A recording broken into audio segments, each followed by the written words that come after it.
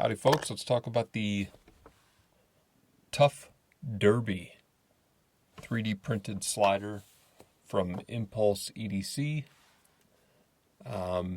This is a kind of newer on the scene 3D printed slider that Jeremy Campbell over at Impulse EDC has been cooking up.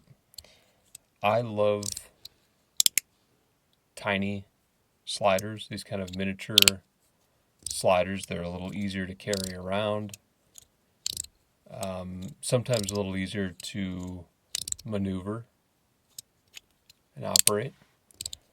Not always, but I think this one has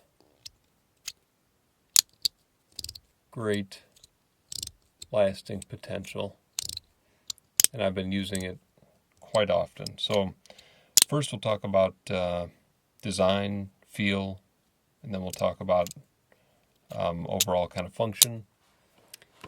And so first off, in Jeremy's style,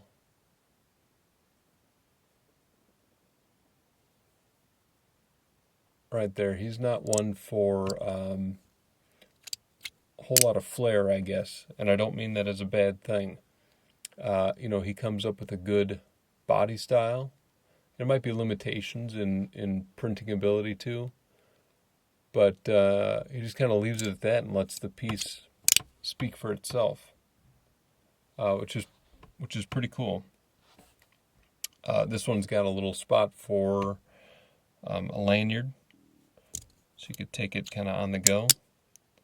I'm not a big lanyard guy. That would have to be a pretty small lanyard too, but it's there if you need it.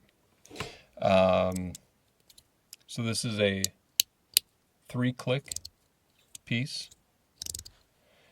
and first thing when I received it, I was kind of looking to do this move and whip it around a couple times, and it kept falling to the floor, and I couldn't figure out, did I just forget how to use the slider? Couldn't figure out what was happening, or maybe it was too small. What it came down to was the edge of it was too straight. It was too almost sharp, if you will. It was catching on my skin or right there on my knuckles and falling off to the floor.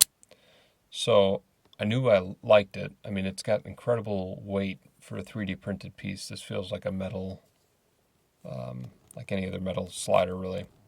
And I'm not sure if he printed weights into it, which I think might be the case, which is awesome. I mean, it feels great. But I took my Dremel and took each piece and just ever so slightly dremeled away a little bit right around the edge on each piece, and then took like a 600 grit or something like that, sandpaper. It was a very fine sandpaper, and just did a light, just kind of sanded it very gently all the way around so it didn't look messed up. I really didn't want it to look bad when I was done, and I don't think I did a bad job. It looks okay. Now, Jeremy has since told me that chamfering right there that I did myself is something that he's adding into the newer versions of the Tough Derby, so you don't get any pinching, you don't get it catching on anything, and it flows and feels a little smoother. So that's pretty cool. I'll be excited. He was going to share some of the newer versions and kind of see how they stack up and see how that new chamfering feels. But then plate design,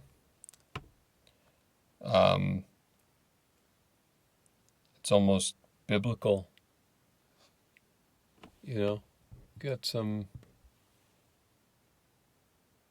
crosses around the edge and a rectangle in the middle. I don't think that's what he intended there, but it's just kind of a simple cross hatching pattern that seems to work very well for sliding. So, I mean, this thing's been in my pocket just because it's so small and so easy. It's not like compromising my pocket space if I want to take this with me somewhere. So this is a definite must. And he does drops on his Etsy page. I'll put the link in the description, but I think this is a great piece. I love the ergonomics of the top. It's just got a perfect spot to push in each area. And I love any piece that has these kind of exaggerated curves on the side, because you can almost, I mean, just using it like, I don't know. I find myself kind of like just messing with it like this. It's almost like worry stone like on those sides. So I like that as well. So very good piece.